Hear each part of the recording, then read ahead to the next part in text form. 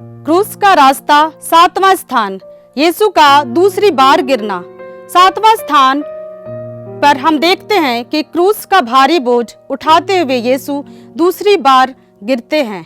यह दृश्य हमें गहराई से छूता है, क्योंकि यह केवल शारीरिक थकान का प्रतीक नहीं है, बल्कि उस आध्यात्मिक संघर्ष का भी संकेत है जो हर इंसान अपने जीवन में अनुभव करता है। यीशु का गिरना हमें याद दिलाता है कि जीवन की राह पर हम भी बार बार ठोकर खाते हैं। पाप, कमजोरी, निराशा और असफलताएं हमें गिरा देती हैं, परंतु यीशु का उठना हमें यह आश्वासन देता है कि गिरना अंत नहीं है। हर गिरावट के बाद उठना ही सच्ची विजय है।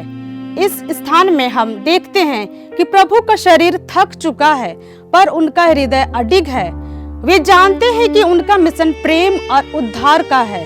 वे गिरते हैं पर हार नहीं मानते। यह हमें सिखाता है कि जब हम जीवन में संघर्षों से टूटते हैं, तब हमें भी हार नहीं माननी चाहिए। यीशु का गिरना हमारे लिए एक निमंत्रण है। जब हम निराशा में हों तो उनकी ओर देखें। जब हम पाप में गिरे तो उनके उठने से प्रेरणा लें। जब हम बोझ से दबे हों तो उनके धैर्य और साहस को याद करें।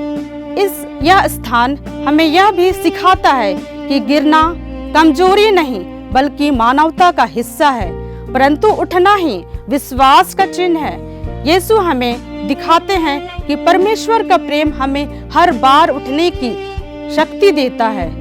आज के समय में जब हम जीवन की चुनौतियों से जूझते हैं, पढ़ाई, नौकरी, परिवार, समाज, हम अक्सर थक जाते हैं और गिर जाते हैं, परंतु 7वां स्थान हमें यह संदेश देता है कि प्रभु हमारे साथ है।